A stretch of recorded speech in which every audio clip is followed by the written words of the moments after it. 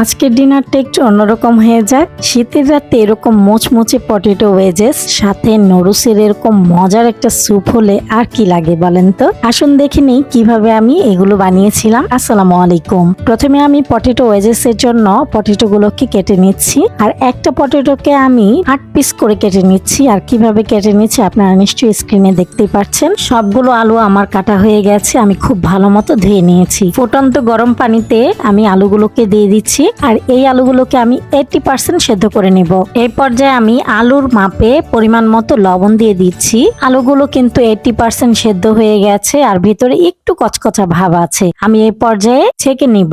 আর এদিকে potato wages এর জন্য একটা ব্যাটার রেডি করব। এখানে 2 টেবিল চামচ ময়দা, 2 টেবিল চামচ কর্নফ্লাওয়ার, 1 চামচ লাল মরিচের গুঁড়া, হাফ চামচ বেসিল, হাফ চামচ চিলি ফ্লেক্স, পরিমাণ মতো লবণ দিয়ে ভালো মতো মিক্স করে নিচ্ছি। বেসিলের পরিবর্তে মিক্সড হার্বসও দেওয়া যেতে পারে। আর এখন দিয়ে দিলাম হাফ চামচ বেকিং সোডা। বেকিং সোডা দিলে এই পটেটো ওয়েজেসটা কিন্তু ক্রিস্পি হবে বেশি। তারপর নরমাল পানি দিয়ে একটা ব্যাটার বানিয়ে নিব। আর ব্যাটারটা বেশি পাতলাও হবে না, আবার ঘনও হবে না, মানে আলুটাকে আমি যেন কোট করতে পারি সেরকম ভাবে ব্যাটারটা তৈরি করে নিতে হবে। এখন আমি সেদ্ধ করা আলুগুলো দিয়ে দিচ্ছি। আপনারা চাইলে এই আলুগুলোকে ঠান্ডা করে নিতে পারেন, টিস্যু দিয়ে পানিগুলোকে মুছেও নিতে পারেন। যেহেতু আমার কাছে টাইম নেই, তাই আমি কিছুটা সময় পানি ঝরিয়ে নিয়েছি, আর এখন আলুটা দিয়ে মিক্স করে নিয়েছি ব্যাটারের সাথে। এই পর্যায়ে আমি ধনিয়া পাতা কুচি দিয়ে দিলাম। আরেকটা জিনিস দিব, সেটা হচ্ছে তিল। এই তিলটা হচ্ছে অপশনাল, আমার কাছে ভালো লাগে তাই আমি দিলাম। তো এই যে আমার আলুর সাথে কোট করা কিন্তু হয়ে গেছে, এখন আমি ভেজে নিব। তেলটাকে আমি ভালো মতো গরম করে নিয়েছি। এখন আমি একটা একটা করে পটেটো ওয়েজেস আলাদা আলাদা করে দিয়ে ভেজে নিচ্ছি। মুচমুচে করে ভেজে নেব, সুন্দর একটা কালার আসা পর্যন্ত।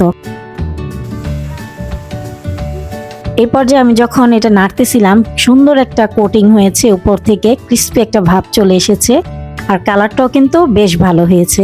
এখন আমি উঠিয়ে নিচ্ছি প্রথম ব্যাচ, তারপরে আরো যা ছিল সেটা দিয়ে দিচ্ছি। আমি এটাকে 2 বারে ভেজে নিয়েছি। আর এদিকে নুডলসের একটা স্যুপ বানাবো, আর এই নুডলসটা তো আমাদের ঘরের সবার অনেক পছন্দের, আমারও অনেক ভালো লাগে। এখানে আমি 3 প্যাকেট নুডলস দিয়ে দিচ্ছি ফুটন্ত গরম পানিতে।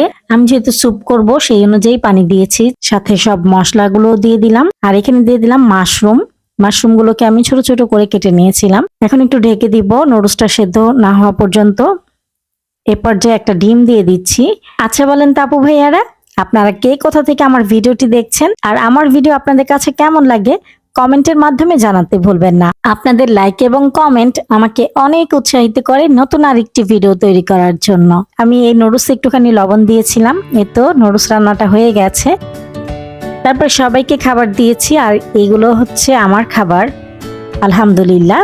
আর উপর থেকে আমি চিকেন সসেজ ছোট ছোট টুকরো করে কেটে উপরে সাজিয়ে নিলাম। সবাইকে একইভাবে সাজিয়ে দিয়েছি।